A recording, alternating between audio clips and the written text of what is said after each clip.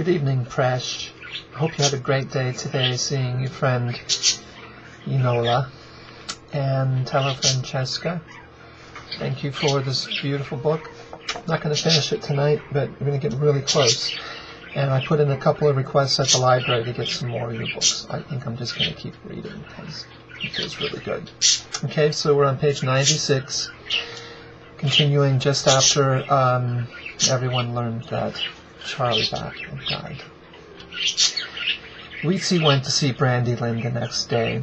Brandy Lynn was drinking vodka and lying on a chaise lounge by the pool. She wore curlers and she was getting very tan. When I was a kid... Okay, hold on a second. You guys better be quiet.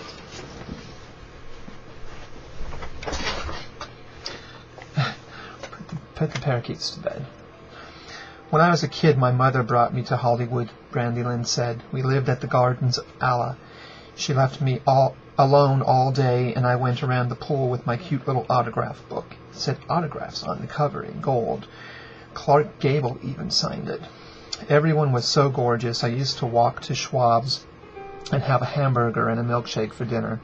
And I'd swivel around and around on the bar stool, reading Wonder Woman comics and planning how it would be when I became a star. But what I really wanted was a Charlie Bat. I always loved that man. What happened, Weetzie? Weetzie hugged Brandy Lynn. She felt greasy from the suntan oil, and her shoulders felt very small. He loved you too, Brandy Lynn, Weetzie said. Now that's enough. She took away the bottle of vodka. Let's go out for some health food. And did he really? Brandy Lynn said. A blurry lipstick smile showed through her blue mascara-tinted tears. I haven't been a very good mother, have I? You are a wonderful mother. He was the man of my dreams. At the end of Shangri-La, Weetzie played a scene in which the starlet shoots up so she can get back to the dream city. After she dies of an overdose in her apartment, she is transported back.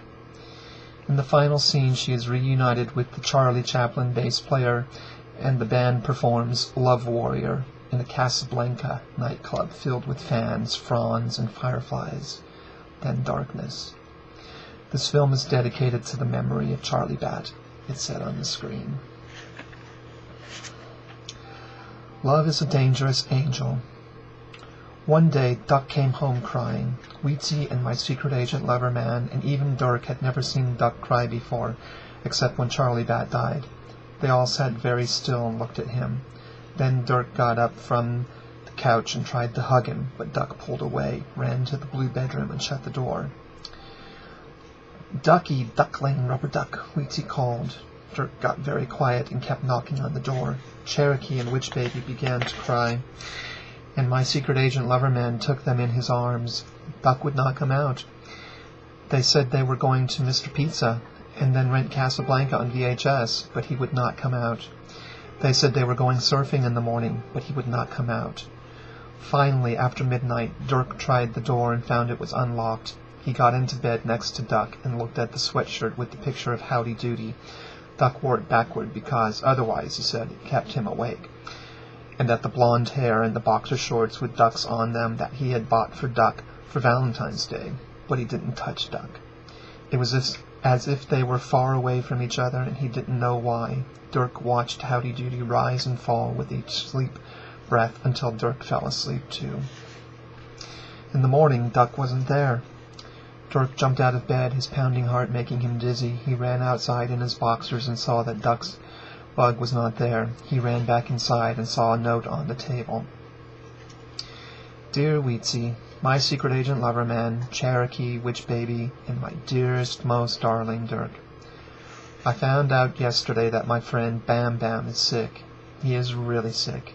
The world is too scary right now. Even though we're okay, how can anyone love anyone when you could kill them just by loving them? I love you all too much.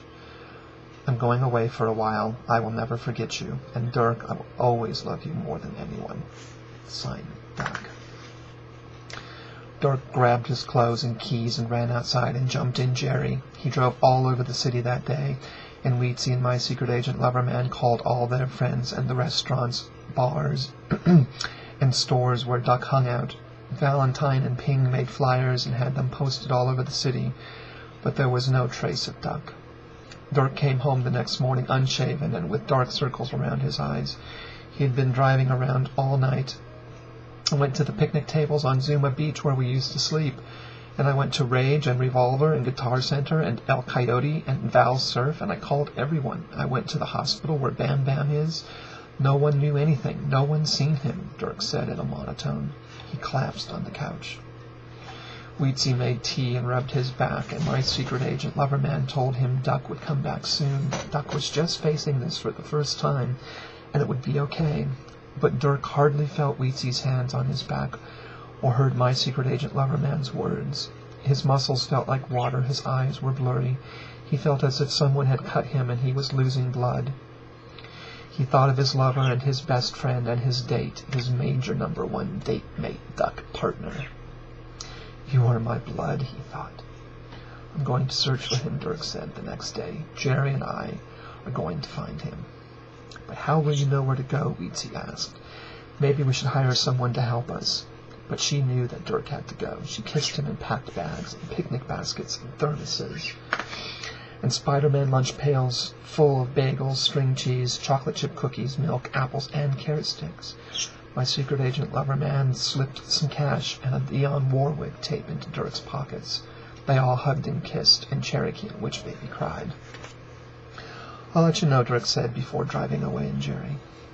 You are my blood, Dirk thought over and over to himself as he drove north on Highway 5 in the startling mirage of heat. Everything was the same for miles. Dry and yellow, the earth, the sky. He passed a herd of cattle waiting to be slaughtered. The smell made his stomach grip like a fist. He stopped at McDonald's but kept thinking of the cows and ordered a fillet of fish and a milkshake. The tourist stared at his black-dyed hair, his torn Levi's, round sunglasses. Some of the sunburned, blinking faces reminded him of raw meat. Dirk got back into Jerry and drove some more. He felt as if the road were pulling him along, and he followed it. He felt like blood in the road vein. He thought of Duck, seeing the blue eyes full of summer, the tan, freckled shoulders, the surfer legs gilded with blonde hair. I don't have my timer running, so I don't know exactly how much time I have. I think I'm going to stop there because there's just enough few pages left for one more reading that I'll do tomorrow night. Thank you both.